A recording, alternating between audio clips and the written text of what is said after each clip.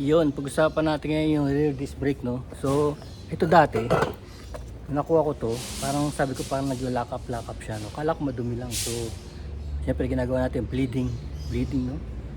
Bomba. Ito, pag ibig sabihin, pag nag-lock up, pag preno mo rito, hihinto to. Kaya siguro nung biyahe ko nung Ilocos Norte, nang mag-isa lang ako, maabot ako ng, sabi ko sa inyo, mahal, no? 350 km, parang 1,300 yata yung nagas ko. Pala nakalak to, ma-under to. Tapos sabi ko sa kanya, siguro naman kaka-under ko, bibitaw din siya, no? Naisip natin yun, di ba? Sobrang init na eh. Init, nakalak talaga. Sabi ko siguro bibitaw din to. Dahil siyempre habang uma-under, ano, di ba? Mapupudpud yung disc pads. So ibig sabihin mag-free up din siya. So yun ang iniisip ko. Kaya naman ng makina eh. Kaya ng makina, kaya lang siyempre nakasagas, no? Ano, mahataw pa rin siya eh. Kaya lang alam mo talagang hirap kasi nakahinto to. Tapos minsan eh ginawa ko, hindi ko na masyadong ginagamit to kasi sabi naman eh 75% sa harap. So puro harap. Bihirang-bihira ako itong gamitin. Eh kaso nung minsan may biglang sumingit yung mga rider, di ba? Nguso yun. Nag-cut. Binigla ako to. Pag bigla ako nito, total lock up. Puno na yung motor. Oh. Eskwala. Kaya iniisip ko tuloy, baka naman ang problema yung gulong. Wala nang spike kung matigas yung pressure, no? Tapos tinignan na rin ng kapatid ko, magaling yun eh, sa mga ganyan, sa mga preno.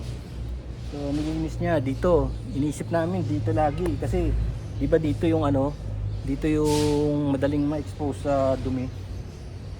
Dito sa area na to. So ito lagi nilinis namin, tinignan namin yung piston, yung movements. Tapos sabi ko, nako delikado to, imbis na magtipid ako, bilihan ko na lang yung buong set. Wala mga 2,300 lang naman yung buong set. Mula dito hanggang dito, lahat yan. Ito, palitan ko. Eh kaso, may nakita ako master, baka daw master. Yung master cylinder, ito yun oh. Ito yung nagpa-pump. Ito yung galing sa reserve eh. Sa reservoir. Dito, brake fluid. Papump niya to, dito mo siya ipapump po. Pag pinipreno mo to, yun oh, may push rod pataas dito yun. Tapos dito lalabas yung brake fluid papunta ron sa caliper, no, ng disc. Yun ang magpo-push yung fluid, dito lalabas. Pinapump. Ito, kitang-kita oh. Di na bumabalik. Dapat ito pagka pinipindot mo dito, may suction dito, bubuksan nyo to. Ayan oh. May suction, hahawakan nyo ganun parang may bumubomba, hinihigop yung daliri nyo. Ayan o, papunta sa mga tubes nya. So ito muna binili ko, pinalitan ko muna. 300 lang to kasi luma na yung motor eh. Mga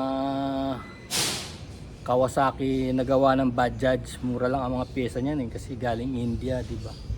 300 lang to. Ayan, palitan na, stock up. Iisipin mo kasi bakit mas stock up eh, wala naman siya sa, hindi naman siya naka-expose sa sobrang putik, no? Unlike the caliper. Iisip mo dito lagi may stock up. Dito hindi na babalik. Dapat pala pag preno mo, babalik dito. Ito nagpo-push at saka nagre-release nung pads, umiipit na pads sa disc ko. Kaya kita niya oh, okay na siya ngayon oh. Dati pagka pinreno ko hindi babalik. 300. Buti naisipan ko kasi delikado talaga. Naglalakap kaya pala nauso yung mga ABS, no? Kasi naglalakap siya, nakakatakot. Yun din siguro ang dahilan kung bakit yun nga tumaas yung gas, no? Konsumo. Buti nga nakasurvive pa eh. Naglakap to, layo ng biyahe ko eh. Layo. Ilocos Norte. Pero malakas ang makina niya. Kinaya niya makauwi. Yun. Ano lang pala, tignan niyo mabuti, no? Pero syempre handa ako magpalit ng buo kasi buhay ko nakasalalay dito, rear brake to eh. Either hindi siya magpreno o hindi na siya bumitaw. No, kuha niyo yun talagang. Kasi dapat ang mga pagpapreno mo, pinipitik-pitik lang yan eh para makontrol mo yung balance mo eh. Pero kung maglalakap siya ng sobra, yun na, delikado. Kaya yun, huwag kayo magatingan nyo, tawag ito master cylinder. Sa kotse meron din ito, kaya lang ito yung master, yung pinipreno nyo, no? Tapos biglang kakalat siya sa apat na gulong kasi apat yung gulong sasakyan, di ba? Doon siya mag-bibitaw. Pero yung modern car yata ng electric na eh. Pero yung mga lumang kotse na gumagamit pa ng fluid. Yun, ganun ang prinsipyo niya. O yun, sana may natutunan kayo ha. Gusto niyo makita yung talagang actual niyang ano. Teka, lalapit yung camera. Ayan o. Ayan siya o. Madali lang kalasin. Ito yung push rod o. Sinasabi ko, pinano mo maangat o. See? Diba? Tapos, galing dito yung fluid, no? Yun, pupunta doon. Tapos pag pinamp, lalabas dito, pupunta dito. Tapos iipitin niya yung disc, no? Ayun yung caliper. Ito yung caliper. Ito yung caliper. Ayan. Ayan. Yung mga pads. Ayan. Okay.